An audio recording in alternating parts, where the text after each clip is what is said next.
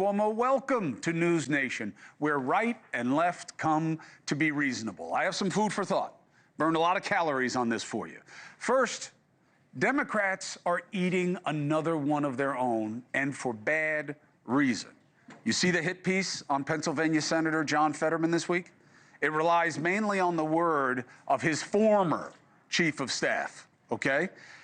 This guy condemns Fetterman as a basket case, not on his meds, reckless behavior, even attacks his diet, hinting he eats so unhealthily he could die. The only thing they don't say in that is that he hates puppies.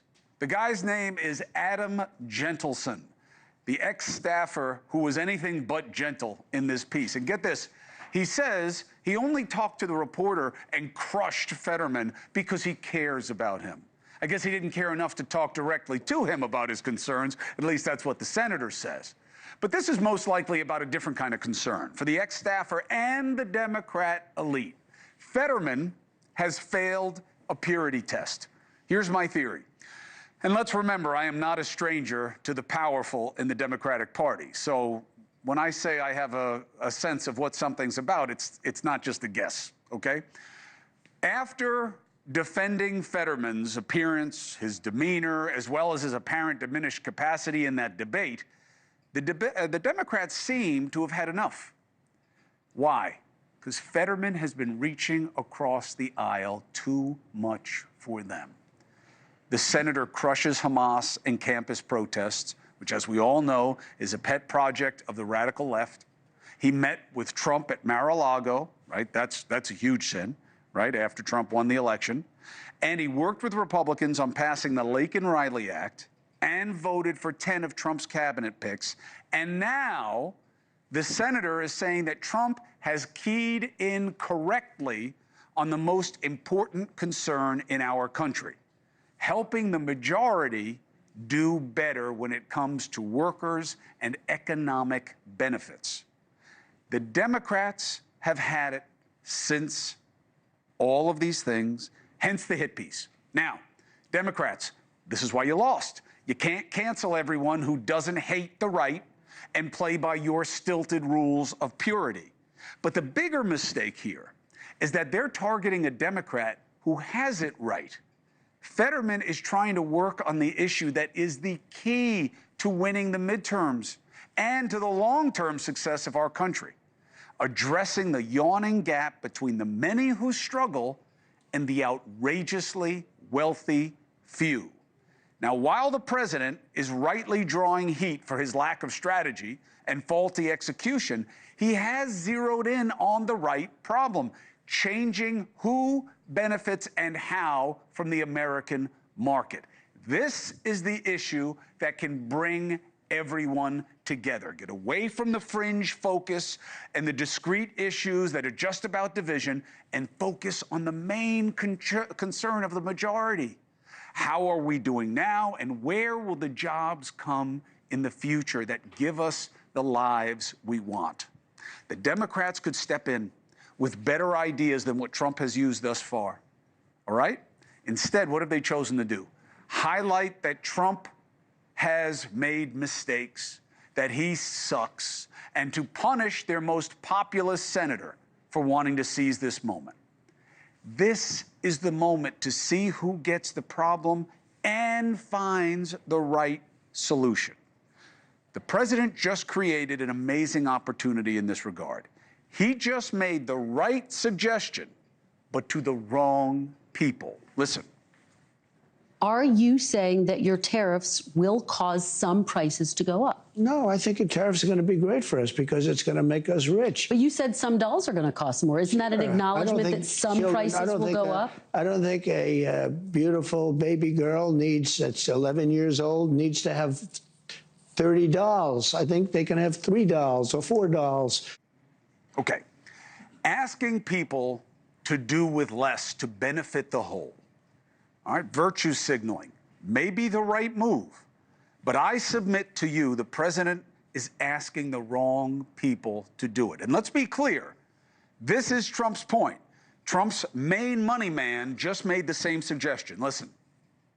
I would tell that young girl that you will have a better life than your parents, that you and your family, thanks to President Trump, can now be confident again that you will have a better life than your parents, which working class Americans had abandoned that idea. Okay, why have working class Americans abandoned that idea? Not because they want too much, not because they have too much, okay? The administration is right about the ask. They just asked the wrong class. Don't ask this of the middle class, ask it of the corporate class. Don't ask the people who have done nothing but give, ask those who have done nothing but take. Instead of saying, you don't need 3 cheap Chinese dolls or 30 or whatever he said, just buy one more expensive American-made one, and that'll be good for the whole. Why not say to the fastest growing class in America, billionaires, you don't need 5 houses. You don't need your own plane and a dozen supercars. Cut it in half so the majority doesn't have to be so deeply in debt. People keep asking, what changed in America from the good old days when a family could live well on one salary, whereas now we need both partners working multiple jobs mostly and debt. And still, most American families are one major expense away from crisis. I'll show you what changed.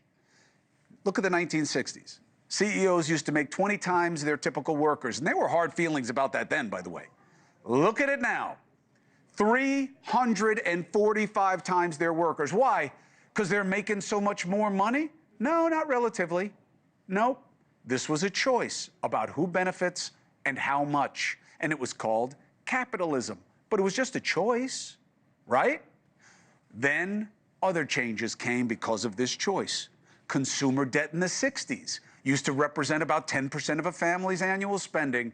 Now it's over 3 times that. And we know why. When China was made an alternative to making in America, 2001, Clinton administration, Republicans voted for it, Democrats in Congress didn't like it, but it got passed. China was in the WTO. It wasn't the workers who fled thereafter, it was the corporate class. They left making American things with American people and paying the right wage. And they went to China, where it was cheap, where workers can be abused as well as the environment, and the profits were the priority. They made more for less, and workers here traded good-paying real jobs for cheap stuff that they were able to afford less and less. After China joined the WTO, and both sides are responsible for that, millions of manufacturing jobs were lost here in America. Not just stitching sneakers. A lot of them were know-how jobs. And sure, a lot of it was innovation, but you could have created those new innovative jobs here, not in China. At the same time, look what happened. Look at extreme poverty in the U.S. began to take off. And by the way, you look at the reciprocal data in China, you see the opposite curve. Their extreme poverty got better and better. The data doesn't lie. This is the change. It's not about capitalism, it's about choices, specifically who benefits and how much. Why should you be able to be an American company who uses foreign workers and locations to sell things back to the same people you sold out? That is the issue that Trump is touching on with these trade deals.